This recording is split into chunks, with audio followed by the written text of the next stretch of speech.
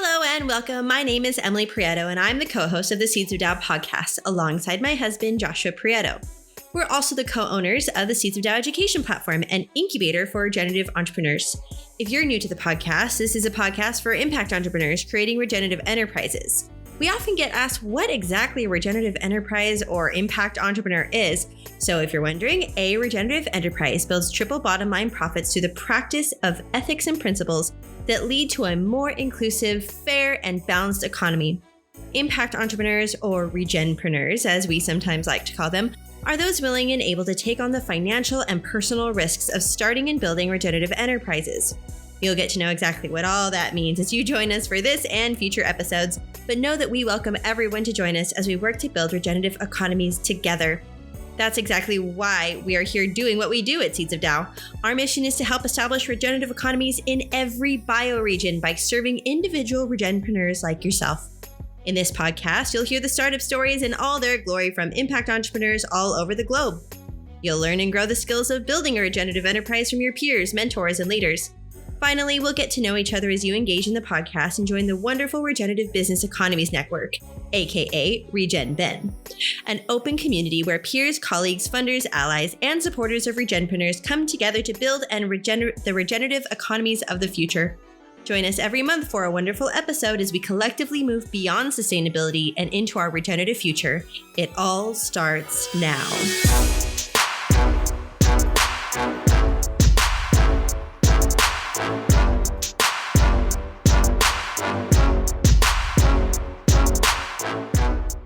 Well, welcome to the Seeds of Tao podcast, Kirsten Liegman. It's good to have you today. We get to have this really awesome conversation with you to understand your journey as a regenerative entrepreneur. And I always really like to start these conversations off as personal as we can get them by just sharing what got you up this morning and share a bit about your day and how your day has gone so far. Thank you so much for having me here, Joshua. This is wonderful. Entrepreneurship, regeneration is all, it's my passion. So, wow, what got me up today? So my state of being in the last few weeks has been one of enchantment. I am just enchanted with life. I am enchanted with nature, and I'm enchanted with the work I'm doing. So I would say that's what got me up early this morning, is just being so enchanted. And, today was one of my meditation days. So that's, I kind of go back and forth between short meditation and workout or a longer meditation. So I was able to do one of my longer meditations today, and it is essential. It is essential to stay grounded in my center, out of stress, So that's how my morning went this morning, and started my calls at 8 a.m. So. Right. It seems like we were just chatting about being back-to-back calls for the last couple of days.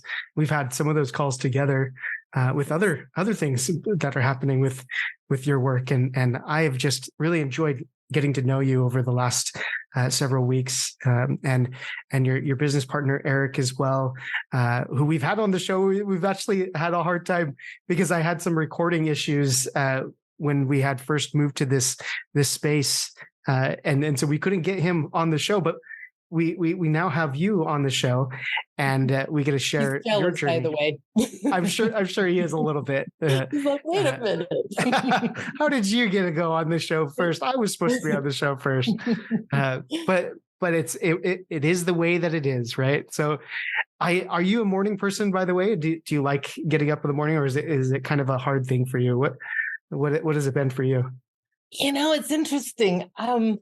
I love mornings, but my body generally in the past has not loved mornings. When I did my MBA in sustainable management, my best time was from like 8 p.m. to 2 or 3 a.m. in the morning. That's when I was most focused. I was on it.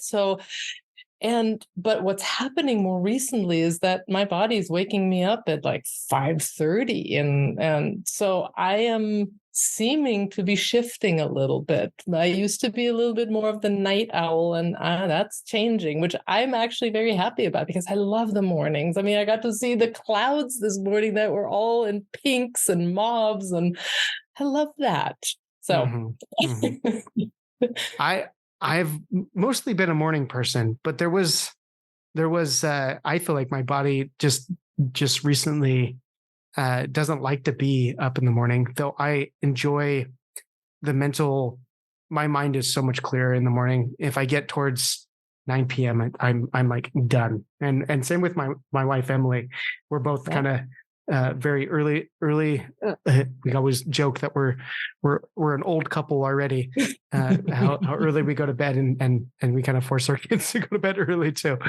But yes, so that's always kind of a fun one that I like to talk about, is morning versus night, and the dynamic that it kind of brings to our work as well. I know a lot of people that especially creative people love to be up at night. I've noticed just as a pattern, and they do a lot of their best work in the evenings and when everybody's asleep and has gone to bed. Social consciousness is quiet. All the thoughts that are just all around us during the day, they quiet down. My late husband, Rennie Davis, he would wake up at 3 a.m. in the morning and get just all his downloads that time. And he said a lot of the inventors of our time, talk about regeneration and, those technologies that can change the way we live on Earth. They're oftentimes, those inventors would get those downloads 3 a.m., 4 a.m. in the morning, that the most quiet time, the most open time. So yeah, I know a lot of people love that. That's too early for me. That just doesn't work. But that's what happened for him automatically. He would always wake up during that time. Yeah, I get some nights that way where I wake up. Typically, it's like around 2 because I go to bed so early. I'll wake up around 2 and then have to like work through some thoughts, and then my mind will shut down a little bit more, and then I can go back to sleep. Yes. But usually those are like the late. I wake up super late on those days, right? Because I got up in the night and had to just work through thoughts, right, that were exciting me or just wanted to explore more because it was quiet.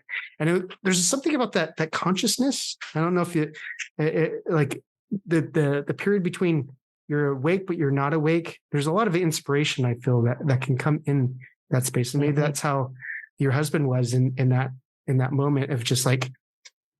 There's something where your unconsciousness is connecting to your consciousness, that there's a period of inspiration or ease of inspiration from the world.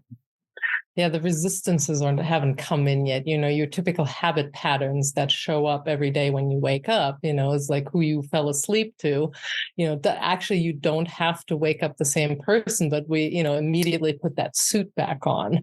But when you're still in that half sleep, those mechanisms of control or residual self-image or whatever you want to call it, they can't yet get a foothold, and so the door keeps being cracked on that where the brain is not yet active. And when the brain's not active, the mind can come in, which is knowingness, which is inspiration, is wisdom, is you get answers in a flash versus having to think through things linearly.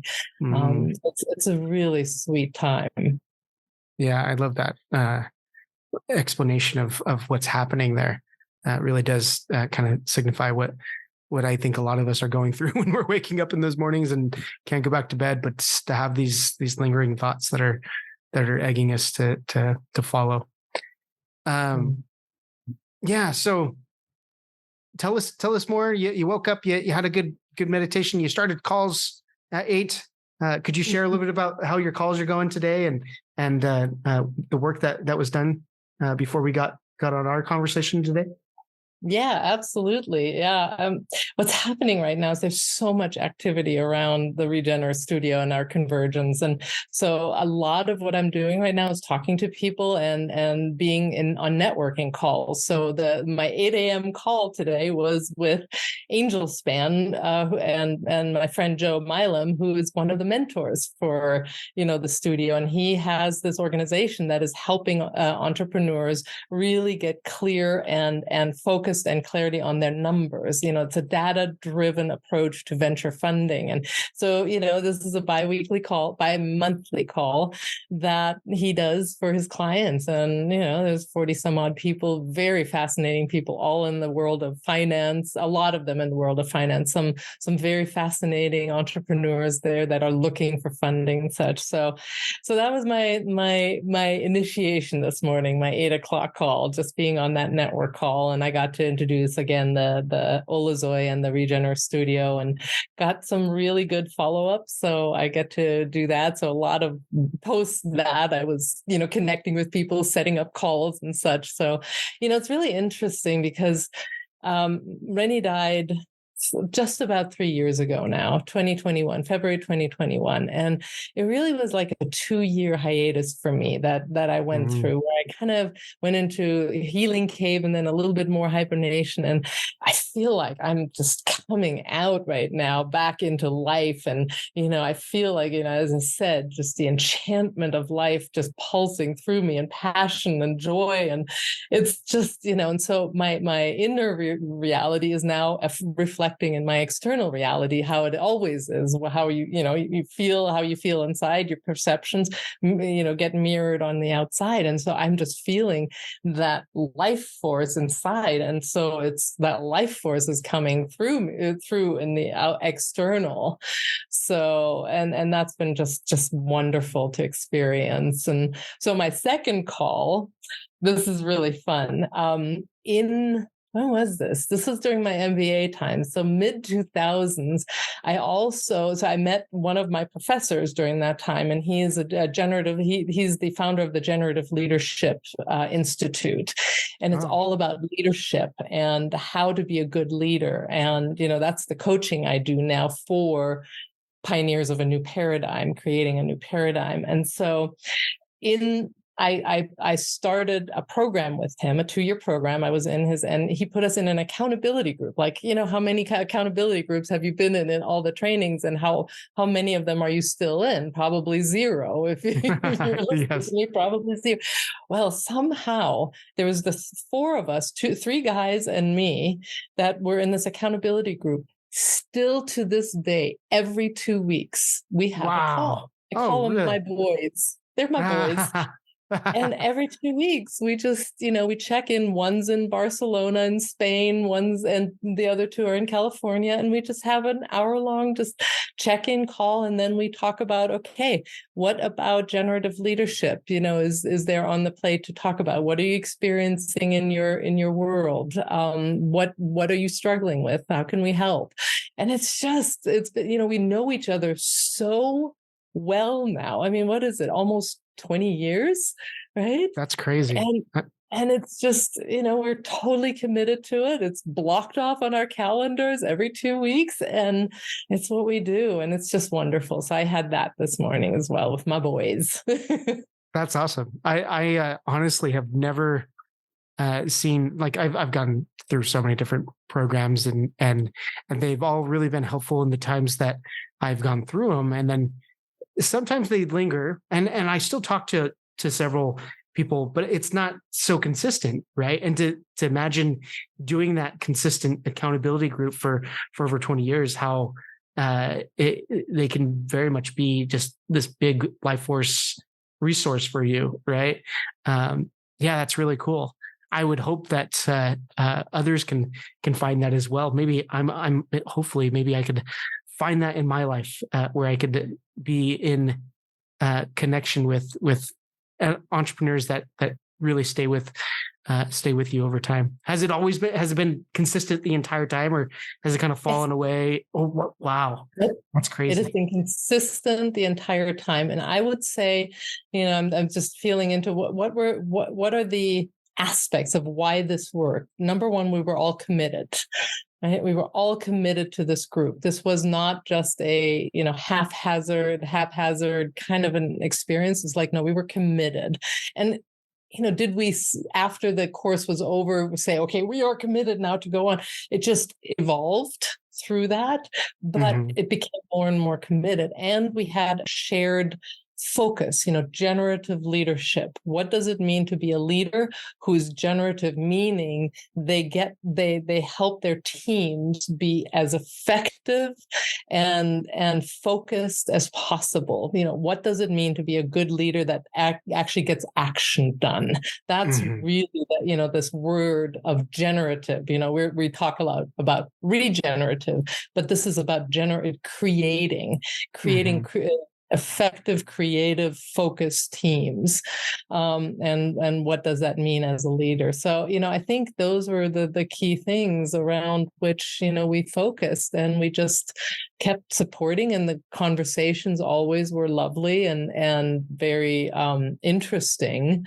And so, yeah, we just kept going. Cool. That's awesome. I know, and I think now we can't stop. Now we'll take this to our deathbeds. Yeah, it's probably just going to be something that you absolutely have to have. I imagine you, the four of you, or is it four of you? Yeah, it's four of you, right? The four of you, all in your later years, just kind of sitting around, retired, and sharing experiences. Do you think maybe you'd bring in some younger people to mentor at that point, or how do you think that the group would evolve over the years? I don't know if that's, we have never talked about it or thought about it. We're all in the same age group, early 50s, early to mid 50s. We're all in that age group. And, two of us are coaches. One is a corporate leadership coach, team building coach, and then I'm the sort of this leadership. I focus on individual and mastermind leadership. And the other two, one's an Airbnb host and the other one is a tech geek. It's just this very varied group, and I don't know, it just works. The chemistry works, the interaction works, and yeah. Very cool. Well, that sounds like an enriching day so far. I'm glad I'm a part of that day to be able to have you on the podcast. Let's dive a little bit more now into your work. I know you're sharing a little bit about your day, and that's a part of the work that you're doing. But please share what gets you excited to do the work that you do, and then let's dive into the details of that work. Yeah. It's funny, that question, the first thing that always pops into my head is I can't help myself. I love what I'm doing. I've always been interested in sustainability, regeneration, pushing the edges of how we live on Earth. I'm permaculture trained. I worked for Gaia University for 10 years, and it is founded on the permaculture principles and eco-village design principles, the two founders. And so I've always operated at the edge. All you permaculturalists out there know exactly what I'm talking about. The edge of between two ecosystems, and it's always where most of the activity and most of the risk is, right? And it's just I've been that way pretty much my entire adult life, and so and sustainability in general has been part of my passion. As I shared earlier, I have an MBA in sustainable management and a business undergraduate degree with a sustainability minor. That's been always woven into what I've done. But really, this focus on the built world. How do we as humans live in alignment with nature?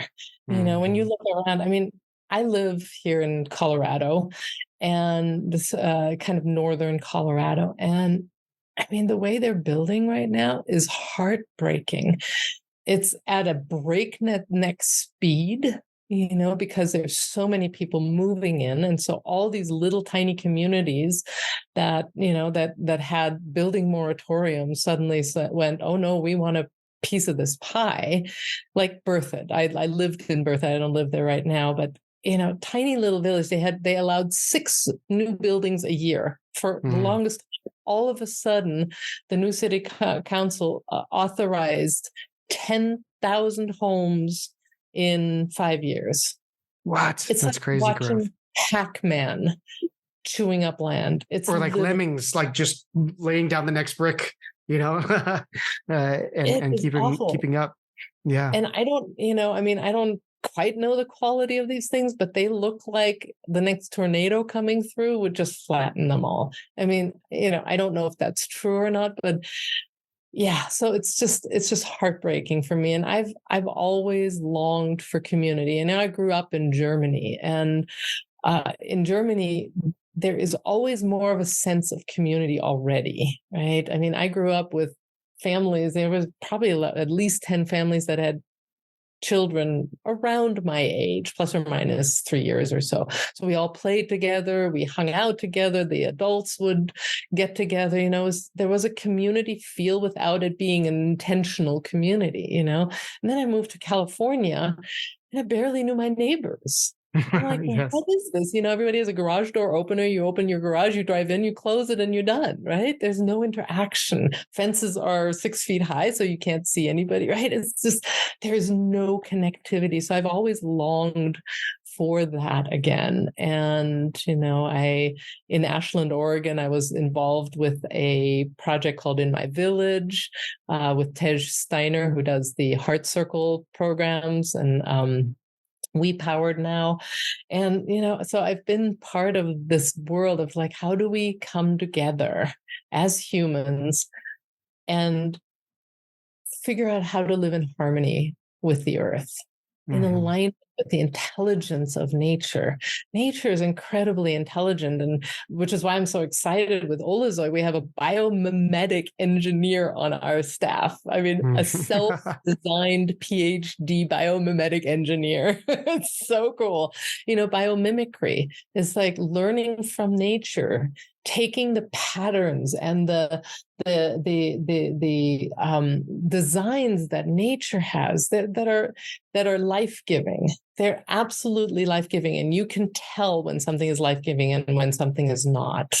And taking those and building our human-built environment with that in mind, using the spirals and the dendritic patterns and all the different patterns that we can see in nature, and using those as models to build how we live in alignment with nature. And so that's been just part of what I've done and I've loved. And Rennie, before he passed, the years before he passed, Bless you. Edit that out. The years before he passed, we were working on a showcase for a new way of living. Rennie was one of the Chicago 7. He was one of the leaders of the anti-war movement in the 60s. He hung out with John Lennon. I mean, they were trying to change the world, right? Together. They were doing amazing things. So that was in his DNA to be at the forefront of this transformation of how humanity lives here. And so, yeah, we were working on a showcase for a new way of living, and we had a team down in Arizona, and I mean, we were going to buy land and we were moving forward. And then, he had other plans and decided to move to the other side of the veil. Right. Yeah. And so that kind of stopped things. So it's really amazing to me that I'm now with this Olazoy team and the Regenearth Studio team. It feels full circle. It feels like, okay, I'm back to where I'm supposed to be within the sustainability arena, the domain. This is where I love to focus, plus leadership, plus this, like, how do we show up as leaders that represent the future we want to create? And how do we up-level ourselves to that? All right, let's take a brief promotional break to share a project that my good friends Kirsten and Eric of Regenearth Studio and others at Regenearth Studio have been bringing forward into the world. And I'm really excited to share. I'm going to be going to this convergence here in December from the 7th to the 9th in Colorado Springs. So I'm taking a trip from Panama all the way to Colorado Springs, and I'm going to be pitching essentially a regenerative real estate development project, one that I want to do here in Panama, to this convergence. And you can do the same as well if you have a regenerative real estate development project that you want to pitch this convergence. Because what we're going to do is we're going to get together as a group of regenerative focused minded entrepreneurs that are working in that space of regenerative real estate development, or the space that is supporting projects like a regenerative development. And we're going to pick 2 of those projects that are submitted and run with those. Support one another in getting them funded, getting them off the ground, working through all the details that need to be done to make sure that they happen. And this is something that's going to be a yearly thing, right? We're going to come together in this convergence. This is number 1. So if you want to be a part of the first convergence at Regenearth Studio, come join us. You can visit the website. It's regenearth.studio to look more into this. I will put the convergence landing page on the show notes and in the description below. So please give it a look, see if it's something that you would like to join us for. You don't actually have to have a project to submit. You could be someone that is supporting the project. So for example, if you are in the real estate world and you want to be more regenerative and you want to support that's great. If you are a regenerative business that can support these types of regenerative communities that are being built in whatever capacity, please look into this convergence, look into joining us here in Colorado Springs on December 7th through the 9th, and I will let you guys find out more about it. We'll get back into the story now, and Kirsten will even share more on how this Regenearth Studio Convergence came to be and the supporting businesses that are coming together to support one another in this. All right, let's get back to the story of Kirsten Liegman and her regenerative entrepreneurial journey. That is, I think, a great place for us to kind of get into the storytelling of how this work came to be for you, and to kind of take us back. And if you can, just share from wherever you feel the journey began for you, and help us to share the entrepreneurial journey you've taken, because I know that involves your late husband, involves the work that you did with Gaia, all sorts of different things. So please share your journey and let's talk about it. Let's get into it. Absolutely. Thank you. Yeah, so I want to preface it to say, there's been really 3 primary strands in my life. I've mentioned the business side of things, the entrepreneur. I'm an entrepreneur. I have never set foot work-wise into a corporation. Cannot bear the thought, especially with one of my boys, sharing what, he works with Adidas and, some of the big guys, and to hear how challenging that is, like, no. I do have, small companies. Then there's the sustainability aspect of things, right? That's the second pole. But the third pole is consciousness, self-awareness, waking up. What does it mean to become the human potential we can be in order to create the world we want to live in? So I just wanted to kind of preface those 3, because the story kind of converges in many ways. So yeah, as I said, I grew up in probably one of the most beautiful areas in the world. And as a kid, you don't really know that, it's just, this is where I live, right? You take for granted what you see every day. Amazing, right? And then you go back to visit. So my dad still lives where I grew up, and I've gone back to visit. And I'm like, hot damn, I actually grew up here. It's mind blowing. So it was right at, I grew up in Constance, Germany, right at the Swiss border. So the Alps, Swiss Alps, about an hour away. So those were my playground. And at a lake, the Bodensee, which is a huge lake that borders Switzerland in the south, Austria in the east, and then Germany in the north. So truly magical, enchanting land. And, I would say my sustainability roots probably, are deep there. They were laid early on through that. And then, and after the equivalent of high school there, so gymnasium is what we call it, I moved to the US, and, that third strand really got awakened. I was sitting, it was an advanced psychology class. And I was in one of those little tiny theaters that some of the universities have. It was like maybe fits, I don't know, 50 people or so. And I was all the way at the back, sitting against the wall. And on the screen were Bill Moyers and Joseph Campbell talking about the power of myth. And he's one of my heroes, by the way, Joseph Campbell. Yes. Yeah. There was something so potent about that idea of the hero's journey. And I got what he was talking about. I was 20, 21. I don't exactly remember, somewhere around there. And I heard what he was saying about the hero needing to go out, slaying the dragon, and then, returning home. And I understood on the psychological level, on the internal level, what he was talking about: slaying those dragons, slaying the egos, slaying the prison of the human condition to liberate, so that we can step out and truly become our authentic self, truly become the potential of who we are. And I could feel inside myself all the training that I'd gotten through, my father and my brother, and the domes that were put over me of contraction and restriction and fear and anxiety and not good enough and not worthy. And, if I'm not the top of the top, then I'm a failure.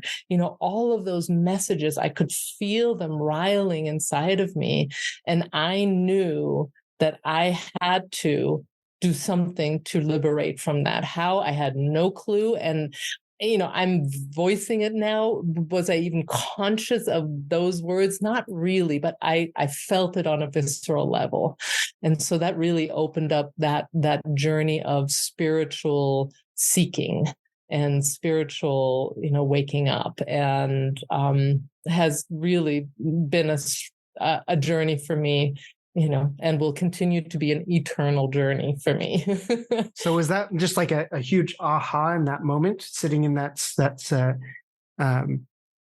place, or was it you had this prompting and then you kind of followed that through for a time, and it was more of a season for you?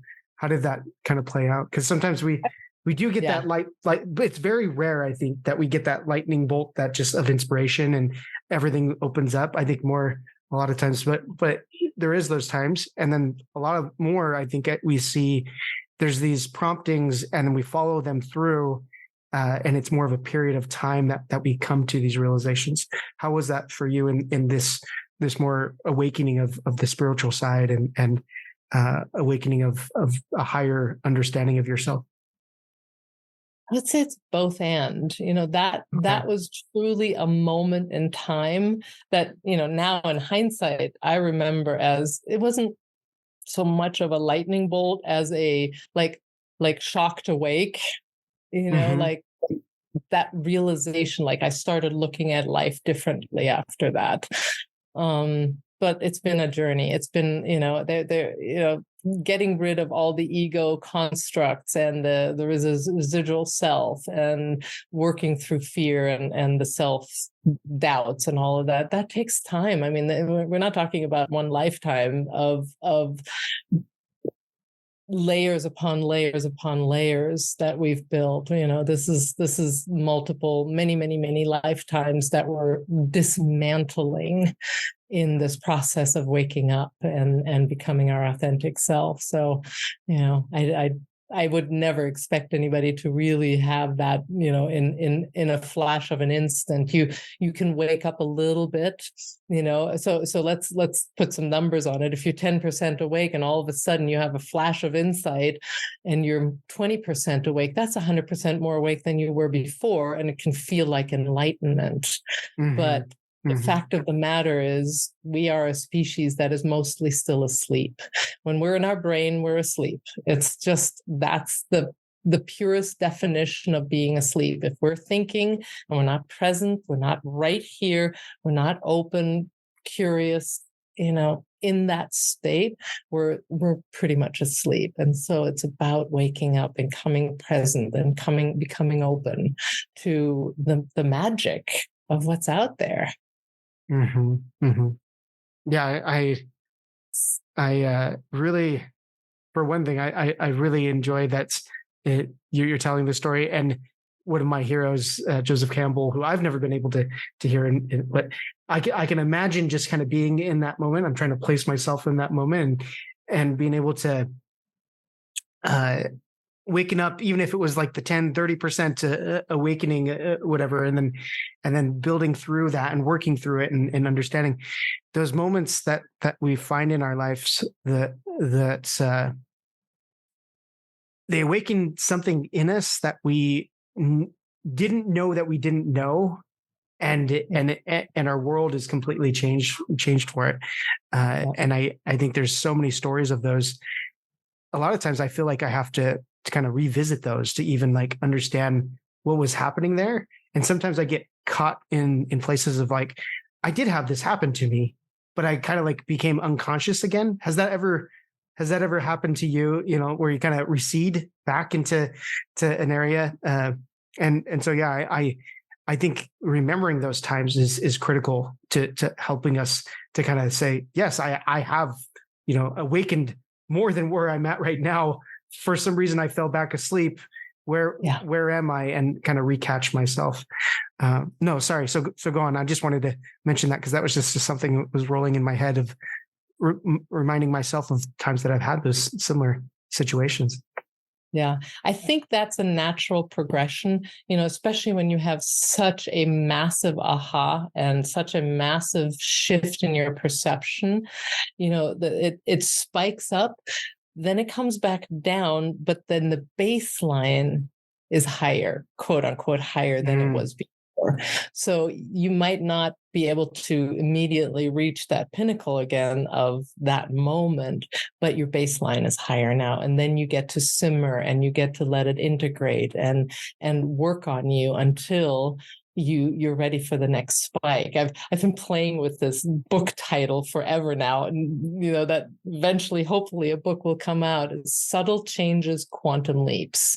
We make subtle changes, and all of a sudden you have this moment of a quantum leap, and life looks completely different than it does. Yeah, I just want to make sure that we presence why this conversation is so essential for regenerative entrepreneurs, because sometimes we silo, there's spirituality, right? And we go and meditate and we go and chant and we go and pray and we do our spiritual thing over here. And yes, it flows into the work life, but over here, then we're, focused and professional and, and stress comes in and all the things of entrepreneurship, and we silo those. And it is my absolute belief that in order for us to be able to implement and develop the world that we want to create, we have to make a leap in our awareness. We have to wake up. One of my favorite quotes is Einstein's quote, "We can't solve our problems with the same level of thinking that we were in when we created them," right? I change that a little bit. I say we can't solve our problems with the same level of awareness that we were in when we created them. It's the awareness that informs our thinking, right? Awareness comes before thinking. And so if you're not, as an entrepreneur in the regenerative world in particular, willing to work on yourself, see where are your hangups? Where are you resisting? Where are you contracted? Where do you have fear, anxiety, worry, stress? If you hold those and you're going in front of an investor who you want to ask for money, guess what you're putting off? And so if you're not willing to work on that part and come into a state, what I love to call inner royalty, where you are just here. It matters not, you're not attached to outcomes, but you're passionately committed to them. So it's one of those oxymorons, right? It doesn't make sense, but you cannot be attached to an outcome, which disassociates you from no's don't matter, if an investor says no, it doesn't matter. You are here, you're present. Their answer does not inform how you feel.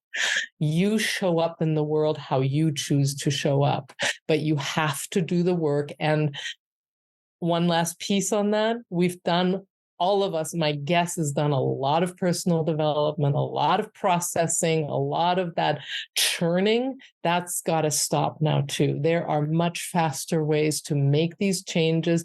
It requires a little bit more understanding of the mechanisms of what is controlling us. And you can change in a nanosecond, just like what we were talking about. And if we don't make this work happen as regenerative entrepreneurs, we're not going to create the world we want to create. We have to represent that world. So how do you show up in alignment with nature? How do you show up in harmony with yourself, with others, where you don't go into drama and trauma and your egos show up the moment somebody says something negative about you, or you feel invalidated, or you feel victimized and you go immediately into your egos? We got to stop that. That needs to stop. We need to show up now.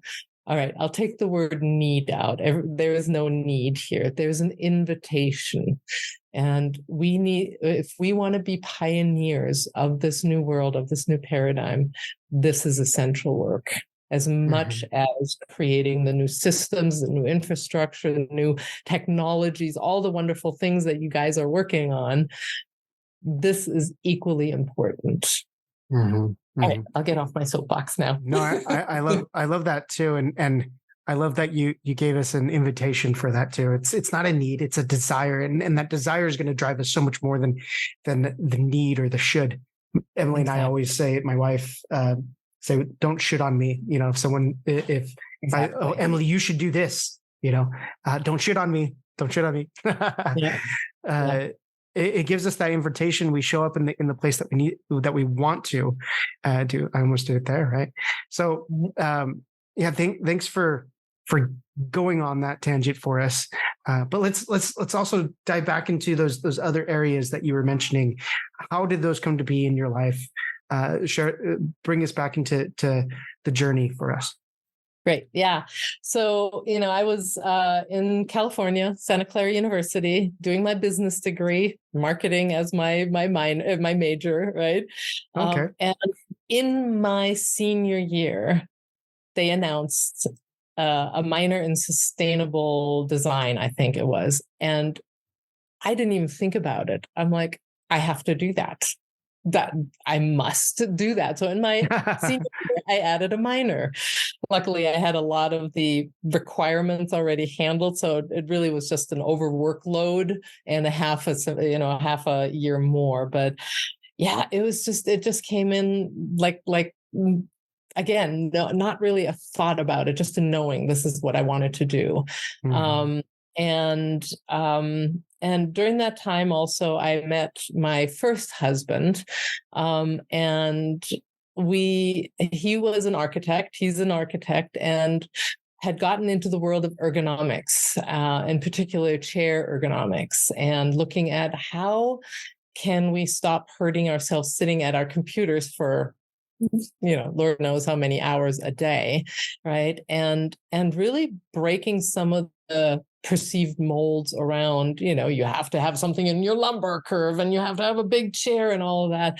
We were working with somebody who was doing biofeedback on, muscular biofeedback, and showed that a tiny little backrest in the upper sacral area is all you need to completely relax. So again, turning the whole ergonomics design world on its head. And so he was designing these chairs when I met him. And so basically we co-founded Soma Ergonomics at the time, and, grew that chair manufacturing company to $2 million by the time I left. We also had a store in Mountain View, California, called Comfort Technologies, where we sold all kinds of, the ergonomic goodies, the Tempur-Pedic beds and the pillows and the machinery that helps you, and the chairs and all of the good stuff, So that was, and it was a very, very stressful time. The having a business, as many of you know, is like having a child that wants attention and be fed all that time. And, it actually made me sick. I developed a migraine that came every 2 weeks for 3 days straight. And it was, I mean, it was they throwing up the whole shebang. Yeah. And so I realized this is not good. And our marriage wasn't good either, for somebody who was deathly afraid of anger. For those of you on the Enneagram at the time, I figured I was a 9, and just, anger was the worst thing. And so he was an angry man. And, so I just shut down. And eventually, after about 7 years, I realized I had to leave. And I actually got the information in a 3-day vision quest that I did in the desert. Again, quieting the brain. The brain does not give you the answers. You have to quiet the brain to get your true answers. Mm-hmm. And so that's what I did. And, that vision quest was so amazing. I mean, I literally had no thoughts after about 3 days. Watched a lizard, its commute from bush to bush. I had a little hummingbird visit me. It was full moon, bats flying right over my head. I mean, it was absolutely incredible. And I came out of that, I'm going, okay, I didn't do what I thought I was going to do, pro and con of, staying in this marriage, and, didn't do my list. And then I had a dream coming that first night out. And I was telling my friends in Germany I was divorcing him. And that was it. There was no more fretting, no more, what should I do? I just knew, and that was it. And so that opened up a journey of that took me basically to Ashland, Oregon, where I ended up living for 6 years, did my MBA in sustainable management there. I heard about the Presidio School of Management program there, second cohort. I was like, again, I just knew I had to do it. That was, I didn't think much about it. I was just like, I applied. And Ashland was a perfect place to do that. And that's where I then met Rennie Davis, and he came, and I got an email. I remember I was down in California, and I got an email. This gentleman, Rennie Davis, had no clue who he was. I mean, the National Democratic Convention that led to the Chicago 7 trial was in 1968. I was born in 1968, right? So we were 28 years apart. And got this email. He was going to come to town here, and this is what he was going to talk about. And it was all about waking up, spiritual maturity, a totally different cosmology that something in my body went, I have to be there. I absolutely have to be there. So I beelined it back to his evening talk, met him then, and signed up for his workshops, and then started going to his workshops at that time. And about 3 months in, we were sitting around a dinner table, and all of a sudden, mid-conversation, he turns to me, he goes, I know who you are now. And everybody's like, what are you talking about? Right? And he's like, he's like, whoops, that slipped out. And it turns out that 2 years before we met, he got a full-on download. There was a woman in the world. We had agreed to come into this lifetime together. We were going to do work together. Here's her, personality type. He just hadn't recognized me yet. And in that moment where we were sitting around that dinner table, he suddenly heard, do you remember the woman we told you about 2 years ago? She's sitting right next to you. And wow. He nearly fell off his chair. Right? Yeah.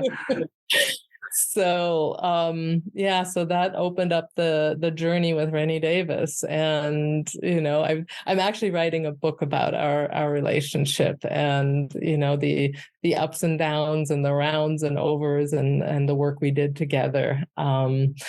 It was a 15-year journey, and it was amazing. And we did a lot of teaching together. We did master classes, Awaken to Yourself, or the Earth Whisper, Path of Mastery. So there was everything about waking up, spirituality, and connection with the earth, deeper connection with the earth, where you actually learn to speak with the earth, not to the earth, and actually hear what she has to say and learn her patterns and her language and such. So it was an amazing time. He was an amazing man. It got more and more refined towards the end in terms of his ability to get information, downloads, visionary till the end. He did one of his best retreats. We did a retreat with our master class 2 weeks before he passed. We didn't know, obviously, he was getting ready to pass. I mean, he was going downhill, but it didn't, we didn't know. And during that masterclass, that retreat, he actually collapsed going on a walk, made it back home. And then I took him to the hospital on Monday and was told he had a 10-inch tumor in his belly. Wow. Which we had no idea because he was on dialysis, peritoneal dialysis, which is belly focused, not the hemodialysis that goes into the bloodstream. It's in the peritoneum. And so we just thought all his belly issues were that. And so, so it was a 2-week, journey of goodbye. And I was with him when he passed. And that's got to be the losing your significant other and finding and then losing a significant other had to be hard, had to be some of the most difficult pieces to go through.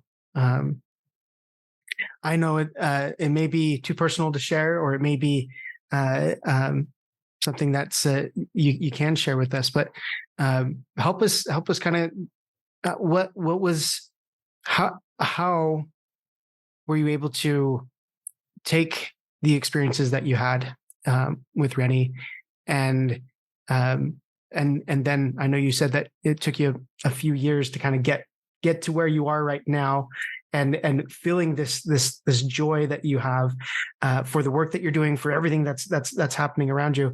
Kind of help us in that period, because I think it'll help others that are also possibly going through those moments of grief, overcoming those losing loved ones wherever it is, but also they have something in them that still has to be accomplished, and so they need to continue working. They need to move forward.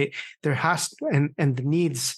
I don't necessarily, but they honestly they want the desire to be able to take what they know of their loved ones and move forward. And it seems like you've reached that point. I could see it in your face, and I could see that's it's something that maybe we could share here if it's open for you. Okay. Yeah, definitely.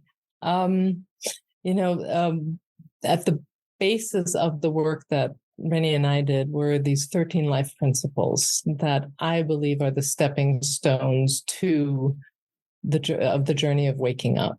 And principle number 1 is called better than you could ever imagine. And it's not just a saying that you put on the wall. It's literally a state of being, of knowingness, that no matter the external evidence, no matter what's going on, with every fiber of your being that it's better than you could ever imagine. And so when Rennie was passing, I literally had to go, okay, I teach this stuff, right? No matter the external evidence. So how am I going to navigate through this experience that even this is better than you could ever imagine? And there is a state of understanding of more of the macro view. respecting his choice to move to the other side. I didn't know what work he had to do on the other side, but understanding that is his choice, and to not be attached or hold on to him, on the other side. I've met numerous, mostly women, that are so desperately holding on to the loved one on the other side. It's like, let them go, let them do their journey. They're still, alive. They're not in a body, but their awareness is certainly alive, and they get to make their choices. So it really was a practice moment for me, and grief it's an emotion, which, this goes deeper into the teaching, but, all emotions are based in egos. Feelings are not. So we make a distinction between feelings and emotions, and all emotions are ego-based. So even grief, it's a sacred cow emotion, but it is an emotion. And I had to look at that and say, okay, if I understand all these principles deeply enough, can I move through this grief quickly, and with ease, without suppressing? And so it's been I give myself maybe a C plus, D minus, C minus, somewhere in there. But I practiced. I really wanted to walk my talk. So. Well, sometimes that's the best grade that we can give ourselves in those moments of grief and overcoming, and sometimes it's just time that it takes for us to work through that. So I'm glad you're here. I'm glad that you've found the right timing and the right done the right work to show up and be joyful in the work that you're currently in. Take us to where we're at now. Help us to get to this moment now and share the work that is now coming and converging in to this moment. Absolutely. Yeah. So just from I realized that the 10 years that I left out so far is my Gaia U time. And that came right after my MBA. And Gaia University is a global university where all our students do on the ground project work, regenerative, permaculture, all within that arena, and earning a bachelor's or master's, or I believe they might have now started the PhD program as well. I think they have, yeah. Learning, right? So I helped them basically build that organization. I did all of the back end systems and, accounting, finance, operations, you name it. I helped build that. So that was a real a pivotal moment in my life, and really diving deep into that world. And then, all the work with Rennie that I did. And then after that, the team kind of disbanded after Rennie passed, but a few of them worked on started a company called Cohere, which is, trying to put together a network of locations all across the world that is mostly geared towards the digital nomads and the people that are looking for conscious community to live and work with on temporary basis. And so that I did some work with them, but really it wasn't quite yet back to this showcase idea, this okay, how do we demonstrate how we can live on Earth in this harmonious way where we don't destroy nature, where the Earth has a seat at the table. And this is when Josh Burnett, who is one of my best friends and part of Cohere, and he was part of our group with Rennie. Actually, he was Rennie's best man when we got married. Yeah, he rode me to the proverbial altar. We were at a lake, and he rode me there. Oh, really? Wow. Yes, he did. Yeah, and so Josh and Eric had started talking. Josh was part of Cohere, and, they were starting to talk about, a gathering, which now has morphed into the Convergence. But Josh said, you need to bring Kirsten in as a facilitator for this. She can do this facilitation. And so the three of us talked, and literally, as proverbial as that sounds, the rest is history. There was such alignment, such ease and coherence within that field that it, we basically started, regular talks. And at that time, it was mostly Olizoi. So there's two sister companies that we've co-founded together. Olizoi, which is spelled Oliizoi, and it's a Greek word meaning all of life. And so olizoi.com, and it's a regenerative real estate development company. And so it was about the actual building of these communities, the boots on the ground.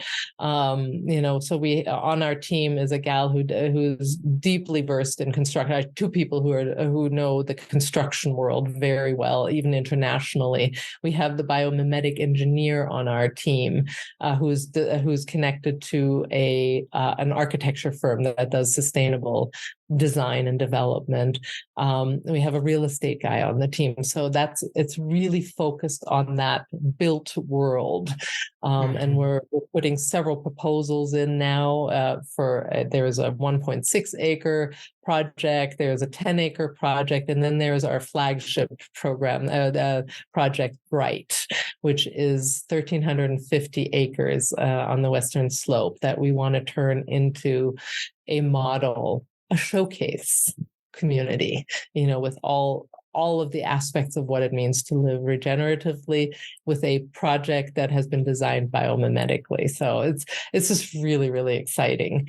And then there's the sister company, Regenearth Studio. And the reason it came about was that there is such a pent-up desire for this kind of community living. I mean, it's like everybody we talk to, they're like, oh my God, I would love to live in something like that. Or I've been dreaming about doing this kind of community. I'm sure you find that too, right? I mean, it's just, we want to live with our tribe in that way, people who get it, that the earth actually needs to be tended to and respected and brought to the table. And so because of that pent-up demand, and we're realizing, Olizoi by itself wouldn't ever be able to fulfill that demand, and there are aspects of community building that Olizoi just doesn't hold. Remember, we just do the development side of things, the building side of things, but there's everything from business plan designing, visioning, getting clear on what you want, creating the pitch decks, getting you investor ready, getting investment funding, either through investment or debt financing or whatever other forms, even Web3, where Josh has Web3 knowledge and other ways of equity financing, all the way through building it, and then, all the way to putting in the permaculture garden and governance, decision-making, how do you get the socioeconomic side of things? So it's really the breadth of things where in the Regenearth Studio, we wanted to just create what we're calling a nexus space to bring basically the three primary groups in. The impact investors who are looking to fund regenerative or sustainable real estate projects, right? Investors are absolutely looking at, we need to bring more, ESG. I know that's becoming a little bit of a dirty word right now, but yes. ESG funding type, we want to bring our portfolios up to more ESG sustainability. So that's one group, but they don't know where to find these projects. Then there's the projects, either people with land or without land that have a vision to build these communities. And so there's that whole group, but they often don't know where to find the investors or how to present their projects in a way that would get investment, right? And then there's the third group, which ChatGPT, I thought this was so funny. ChatGPT called them the implementation experts. We called them skill providers, experts, implementation experts, all the people that, plug into this A to Z development, the architects, the business designers, the business strategists, the financial people, the permaculturalists, all of them are the implementation experts. So those are the three groups that we're bringing together to then have these projects say, okay, we would like to submit our project and bring it into the studio and then create teams. And this is what we're going to do at the Convergence. We're literally bringing actual real world projects to the convergence, putting teams together. We'll have mentors there that the teams can ask. There will be pitching, practice, presenting, all of it, and skill building. We're going to have some fun play time, probably a little bit of a service that we're going to do for the senior housing compound that is right behind the hotel where we're at. We're probably going to do a little service. So we're going to do this amazing 3 days together, but then it doesn't stop. Right. This is a do tank. The studio is a do tank. It's a mastermind. It's a living lab. It's a do tank. It's a nexus space. It's bringing together so that we can actually accelerate the proliferation of regenerative communities. That's the mission of the studio. And we can only do that together through collaboration, connection, co-creation, really like bringing the creativity out together. And so there's a whole incubator that is part of the studio, where projects can come through the incubator, be mentored, be supported, be prepared for investment. I mentioned Angel Span earlier. So Joe is a mentor. He will be there at the convergence, available to people, for people to say, how do we get investment ready? What do we need to do? And he will be right there. And in the incubator, will help you get that ready. And then there is an implementation phase where we help you with project management, also mentorship, getting you through where literally we help you get to the place where you can build your community and implement it. So it's all being designed out, and it's just, it's so exciting.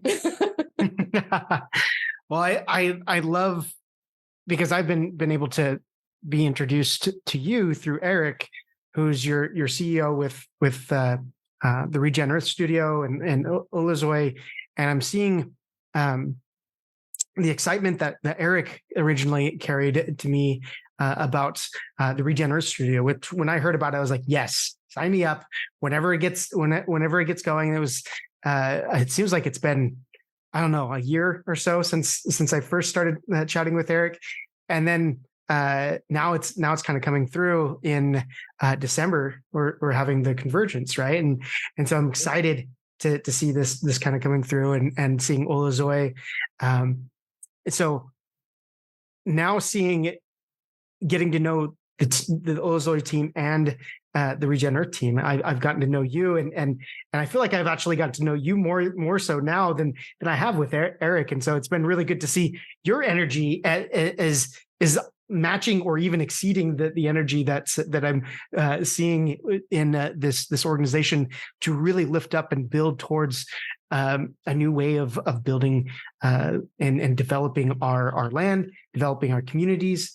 And I'm really excited about it. It's something that for me, I felt like I was working on the same thing when Eric was talking about. I was like, Eric, this is something that has been a vision for me for a very long time, is bringing together entrepreneurs to build regenerative communities to lift up our bioregions in such a way that we move towards a new regenerative economy that takes from ancient ways, but also uses what we have in this world today to create something new, right? And I think what you're doing here, and what the people that are gravitating towards this energy right now of a new transition towards a new economy is going to really pick up steam. And this convergence, I think, is a good way for us to kind of come together, even if it's just a small group of the bigger group that's coming out originally. There's a lot that's going to be happening, and I think you had mentioned it, but I wasn't on the last convergence meeting fully, and you had mentioned it afterwards, and then someone else had mentioned it that I was chatting later, that you had said, you or Eric had said something like, don't you want to be part of like the first convergence and all that's happening and the excitement around it? Because you can just feel the excitement around it. Let's do this together. We can only, we have to put our full selves into this moment.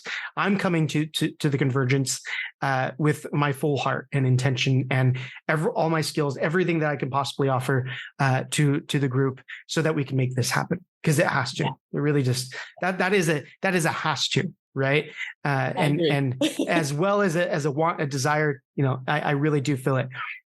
So I'm kind of going off on my own soapbox. I love it. Yes. I love it. I love your energy around it too. But I just want to presence again that we are operating on the edge, the pioneering edge of even sustainable design. And I really want to emphasize that.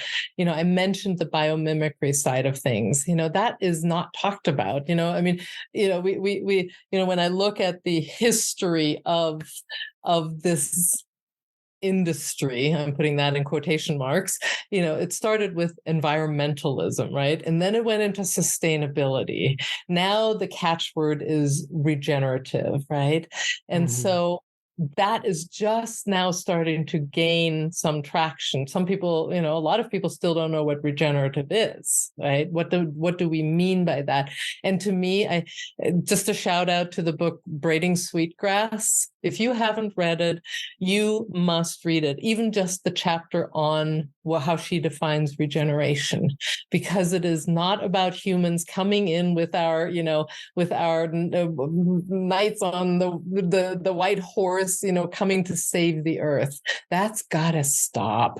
What's got to stop is us destroying the earth, doing things to harm her, and then allowing her to regenerate herself. And that's the key to that chapter that she talked about. So that's just one thing, regeneration. We're going into nature at the table, nature with a voice at the table. And that comes into everything we do. Like Jamie Miller, who is our biomimetic engineer guy, what he does is he goes and visits a land and actually communicates with the land. What do you want? And creates out of that what's called a living story. And that living story then informs the design of where the buildings go, how the flow of traffic goes, all of that. The living story is part of that. So that's one aspect of this edge design that we're at. But the other part that you just mentioned is that economic part, the socioeconomic part. And we are definitely playing at the edge of how do we design these systems so that there's an equitable distribution of shares of ownership in the land, and the assets that are in the community. And there is not just money.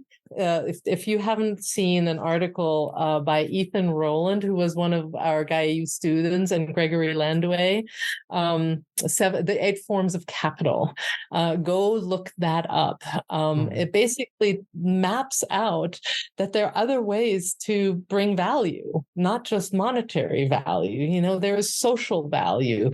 There is, labor. There's physical capital. So there's these 8 forms of capital that then can go brought into the model to bring value into the community. And as the value of the assets within the community grows, your share grows. So your equity, your worth, if you will, grows with it. And so we're really looking at that design. And Josh, who we mentioned earlier, is one of the foremost thinkers in my mind around this whole. It's the Web3, tokenization, all of that. And he's really, really deeply thought about all of that.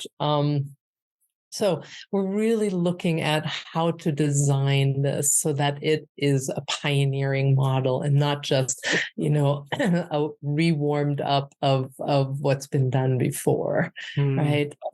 I think one of the things, and I think the biggest mistake the environmental movement made in the beginning is the message of you have to it's almost like you have to suffer a little bit to get back to, to not destroy the earth. You have to, comforts have to be laid aside. There was just a message of bad people. Now we need to suffer a little bit in order to repent. And, I think that was a mistake. I think we humans can absolutely thrive and be in joy living on the land, with each other in ways that are super comfortable, super elegant, graceful, whatever you want, but do it in a way that is life-giving, not life-taking, right? Life-giving is the key. Yeah, I think there's, I would agree with you on that, where we have this almost fear of like letting go of this comfort world that we built in the extractive and exploitative services that have created what we currently have, and that we're giving up this for some suffering, and then maybe at the very end of that a light, like and it's a very dismal light a lot of times, that where we see the optimism of the environmental realm, right? It's like, you see the picket signs and fight and justice for climate justice and social justice, but then it brings this different. It's not very optimist view of a lot of times of what it is. It's very dreary and it's very not giving us people are just waiting for the population to die off and for something to happen. But I think there's a better, more beautiful end to that story, and in a more optimist view. Not even just optimist, but just there's more energy to be had there. There's a better way of doing it. So I agree with you. Agree with you there. There was the conversation that you had mentioned this, and so it's just kind of a shout out to Joe Petroni, who I just had a conversation with a little bit ago, who has a community that is permaculture and regenerative architects that she's kind of built together, and they're all trying to work towards that. And she's come to some of the meetings that you've had to warm up people for the convergence, right? And we were kind of chatting about it. I was asking her if she was going and what she thought about things. She's like, yes, and I'm just curious about, because they haven't addressed it yet. Where does the waiting and understanding of what the land and project it needs, instead of like rushing into a project or whatever, and you mentioned it here, so I just wanted to make sure that I have to share this with Jo afterwards, so she understands that it's definitely a part of what is being thought of in Regenearth Studio and Olazoi, that we really truly got to be in tune with what the land is needing, and be in tune with it in a way that allows us to thrive on it as well, right? And so I thank you for sharing that, because it was a question that that Jo had mentioned today, and it came up straight answered from you, and you didn't even know that you were answering it. So that's great. Well, it's one of the principles of permaculture. You can't be permaculture trained and not have, observe as at the forefront of engaging in any land project, and just since this is coming up, Jamie, the biomimetic engineer mentor that we have, he is going to be on next week Wednesday's call to introduce some of his work within this. So that would be great if you're interested in hearing more about that. It's one to come to next week's Wednesday noon webinar, noon PT. webinar. We'll see how quickly we can get this podcast out. It might be past time, but if there's a recording and yes, I think those that I'm going to try to get this one up as quickly as I can, and rush this one out because it's urgent. We want people to come together and converge on this as quickly as we can, so we can get to work because it will take the time to observe. And the best time to plant a tree was that 10,000 years ago, but but now is the time to do it. And now is the next best time. So share with us. I think we're at that point where we can. We told your journey. I want to just spend a little bit of time. I think we've kind of talked about some of the things that these entrepreneurs can take away from your journey. But I want you to just kind of let's focus our conversation there for just a moment. What do you feel others that are going through this journey of creating a regenerative enterprise, and they're the entrepreneurs, they're taking on risk? What would you hope they would take away from the journey that you've shared today? Oh, there's so much. Number one, follow the divine breadcrumbs. Trust what shows up, right? This is my belief, is that you came in with this life plan. In fact, I believe there is a group of humans on Earth right now that came very specifically to see if we could make a leap of life. And it doesn't make anybody, this is not about, buttering anybody's toast or, making anybody feel like they're superior or anything. It's just a choice you made. But we all came as a group together. In fact, Rennie and I, we called it the new humanity. It's a group that just is like, okay, let's see if we can actually bring life to this endeavor of human on Earth, right? And so you came in with this life plan. And my guess is if you look back at your life, you can follow how it's unfolded, as crazy as it seemed at times, or the decisions seemed like took you off in a bizarre direction, but now it totally makes sense, right? So trust that you have, that path has led you to this very moment in time, and you're prepared for this moment in time. We're in a huge transition time. The earth is doing her thing. The earth needs to balance a species out of balance.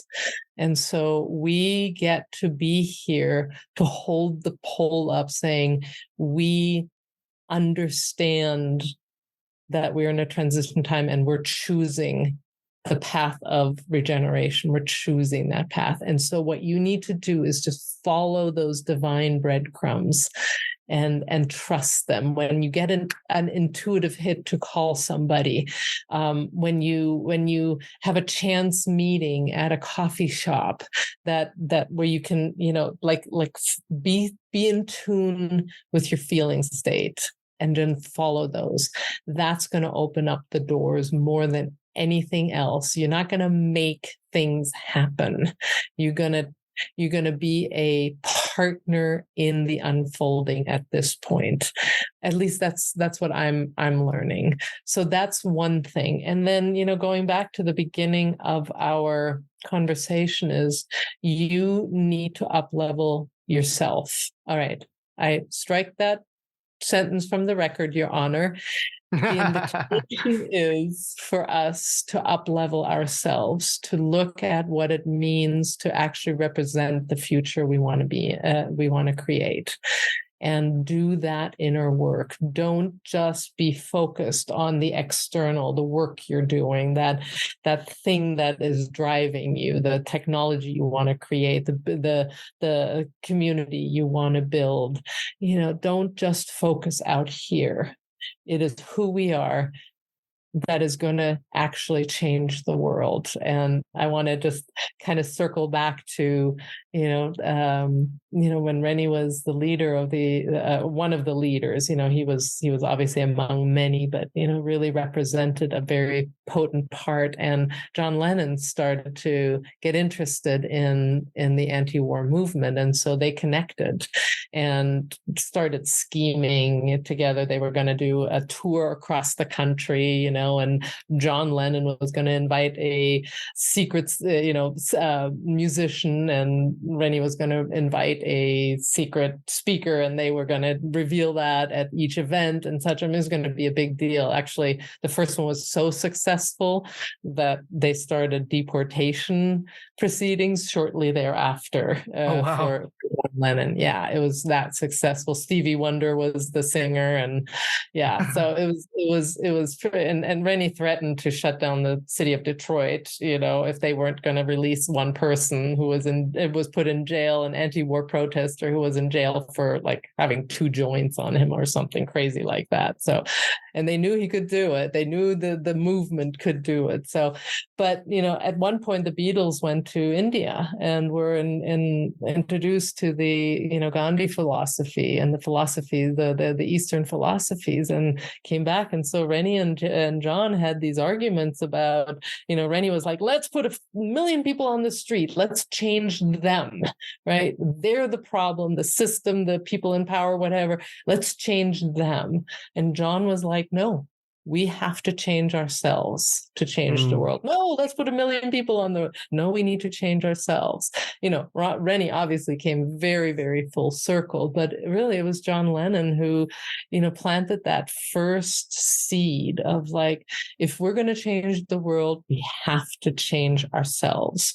So do your work, be passionate about what you're doing as a regen entrepreneur, really follow that passion, but be in joy with it. Don't get all uppity about, the system and how bad it is. We are a species that is asleep, and I call us entities in diapers. We're infinite beings, but we're in diapers. So we're acting from that as a collective, but we get to actually pioneer waking up and what that means as a different way of looking at the world, a different way of designing it. And to me, that is the most important. And then have your foundation set, have your habits, be good with your habits, be good with your skill sets, all of that, be clear on where you want to go, the 2 poles that you need, and then play in that space of magic, play in that space of emergence,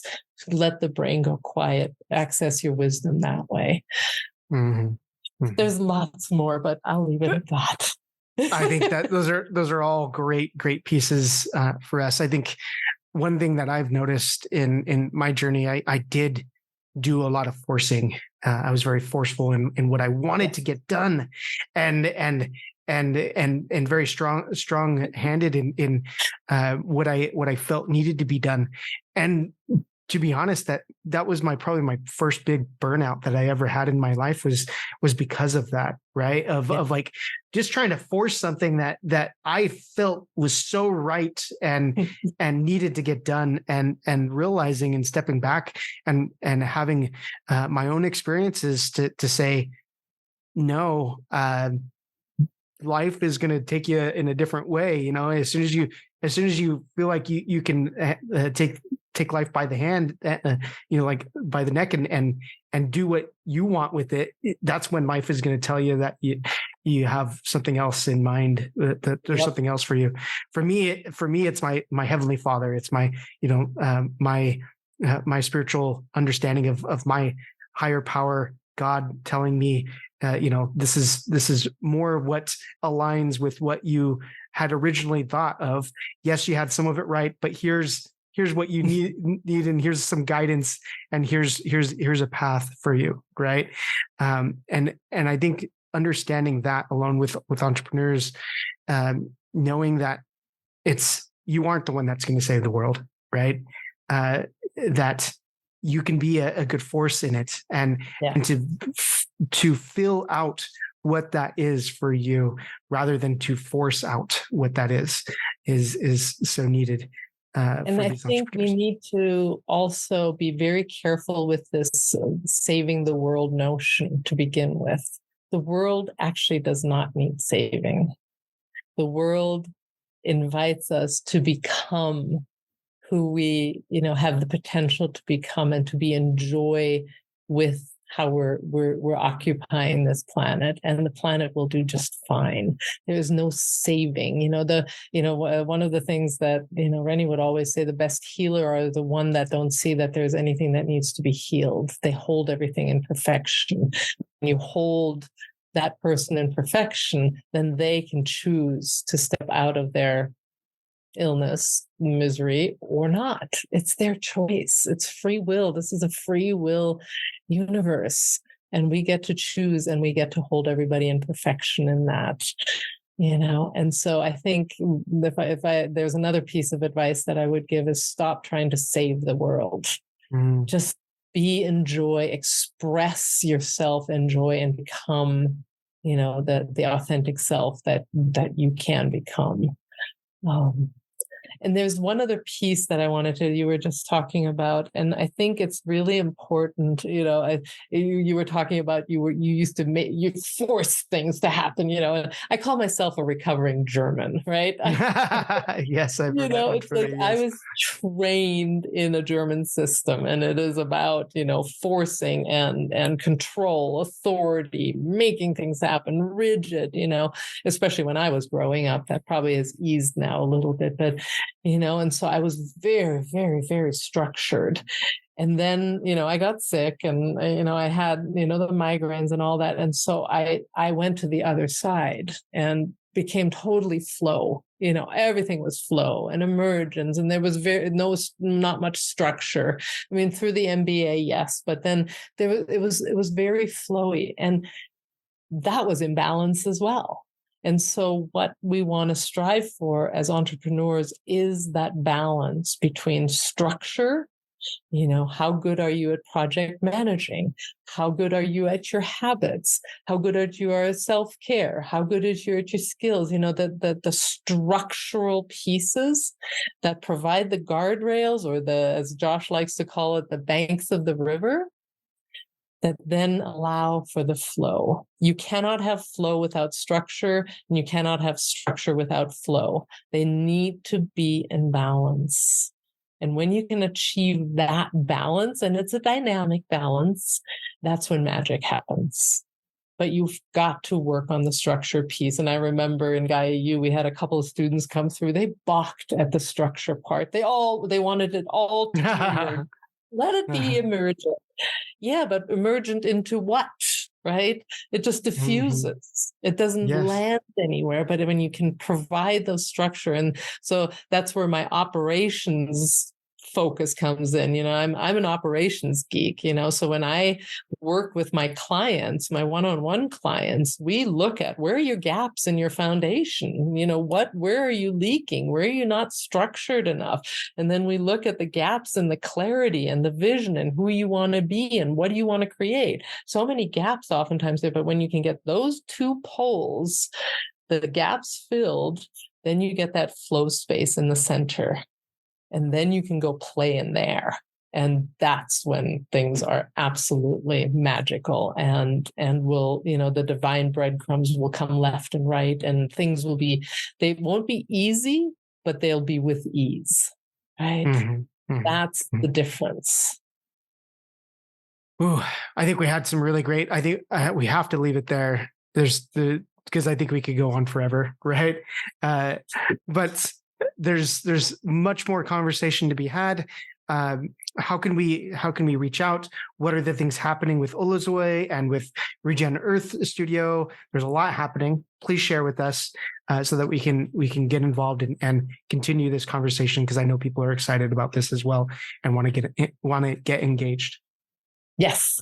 So probably the most alive at the moment is the Convergence, which is December 7th through 9th in Colorado Springs. Arrival on the 6th, because we're going to have a wonderful soiree mixer in the evening that day. And, to find out more information about that, go to our website. It's Regenearth, all one word, .studio.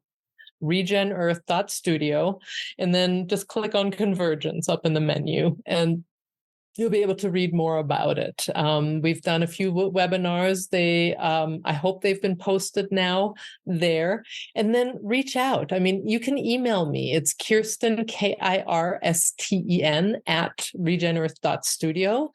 If you want to talk, if you want to learn more about what we're doing, and if you're interested in, if you're ready to have a developer come in, then you can go to olizoy.com, OLIIZOI.com, if you're ready at that place already. But really, come to the Convergence. I mean, you heard us talk about it, and it is going to be such a potent nexus space of connection, collaboration, and getting stuff done. We're done. Eric in particular is so like, I'm done talking, and obviously we need to continue having the conversations, but let's get stuff done. Mm-hmm. We want this kind of living all over the world. Why is it not happening, faster? And so we're about accelerating that together and pushing the edges of, we're going to have to do some work around the laws and the local ordinances and what we can and cannot do. Supposedly, we're going to have to push all that. So there's going to be a whole legal team that is going to support that. So the convergence is really the place to come. And if this comes out soon enough, come join us at the webinars. And the best way to join those is just, when you're on those websites, on the Regenearth Studio website, put your contact information in so we have your email so you get notified of those. And the next one is on November 8th at noon Pacific time, 3 p.m. Eastern time. Perfect. I will try to get this up as soon as I can. I have a couple that are needing to get up right now as well. So I think within the next 2 weeks, this will be in place. Okay. So we should be able to get a good amount of people before the convergence to see what's happening with Regenearth Studio. I am excited. I'm coming all the way from Panama to Colorado. And I'm enjoying what's happening right now. The people you're bringing into Regenearth Studio. So for those that are listening, please give Regenearth Studio a look. Look into Olazoi if you're developing currently in development of a property or real estate, and you want to do it in a regenerative way. Let's really take the time to build the regenerative communities of the future. And it starts with us getting engaged and involved and coming together. And this convergence is going to be a great way for us to do that. Thanks again, Kirsten, for being on the podcast. And everybody else that's listening, bye for now. We'll see you later. Bye for now. Take care, everybody.